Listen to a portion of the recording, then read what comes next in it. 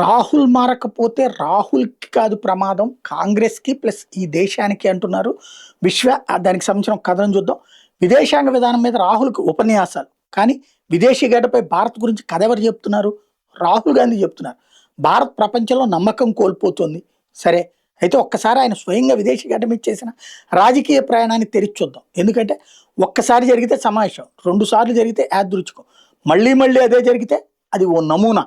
2002 మే 23 London Kashmir విషయంలో భారత్ వైఖరిని తీవ్రంగా విమర్శించిన జెర్మీ కార్బిన్తో రాహుల్ గాంధీ భేటీ. భారత్ తన కశ్మీర్ కథనాన్ని ప్రపంచానికి వివరించడానికి పోరాడుతున్న వేళ రాహుల్ ఎవరితో కూర్చున్నారు? అలాగే 2023 కేంబ్రిడ్జ్ భారత ప్రజాస్వామ్యం దాడికి గురవుతోంది. మైనార్టీలు లక్ష్యంగా మారుతున్నారు. భారతదేశంలోని సంస్థలు బలహీనపడుతున్నాయి.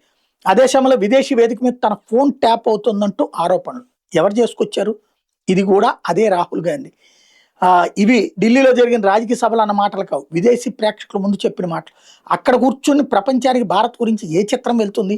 మోడీ ప్రభుత్వం మీద విమర్శ మాత్రమే ఆగుతుందా, లేక భారతదేశం ఒక సమస్యాత్మక దేశం అనే కథనంగా మారుతుందా? అదే 2023 స్టాన్ఫోర్డ్ మళ్ళీ ఫోన్ ట్యాపింగ్ ఆరోపణ, మళ్ళీ విదేశీ వేదిక, మళ్ళీ భారత వ్యవస్థపై అంతర్జాతీయ ప్రేక్షకుల ముందు విమర్శ. ఒక ప్రతిపక్ష నాయకుడు తన ప్రభుత్వాన్ని ప్రశ్నించవచ్చు, కానీ ఆ మాటల అంతర్జాతీయ ధర ఎవరు చెల్లిస్తారు? 2024 సెప్టెంబర్ అమెరికా భారతదేశంపై తీవ్ర విమర్శలు చేసిన ఇల్హాన్ ఒమర్తో రాహుల్ గాంధీ సమావేశం. ఆమెను కలవడం నేరమా? అది ప్రశ్న కాదు. భారతదేశం మీద తీవ్రంగా విమర్శలు చేసే అంతర్జాతీయ రాజకీయ వర్గాలతో రాహుల్ నిర్మిస్తున్నటువంటి సంబంధాల రాజకీయ అర్థం ఏంటి?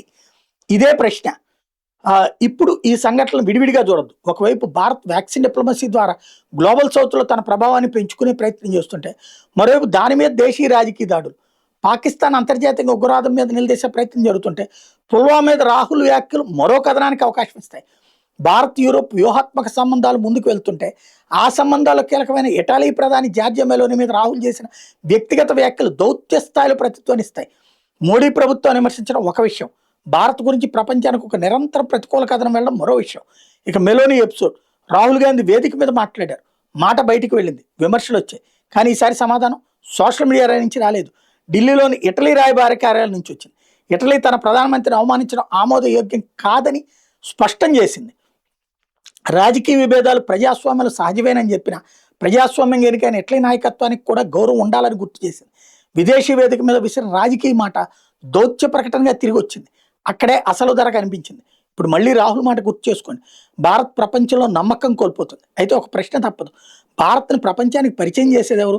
ప్రధాన విదేశాంగ మంత్రి, ప్రభుత్వమా? అవును, కానీ ప్రతిపక్ష నాయకుడు కూడా కదా. ప్రభుత్వాన్ని, మోడీని, విదేశాంగ విధానాన్ని ప్రశ్నించడం ఆయన హక్కే.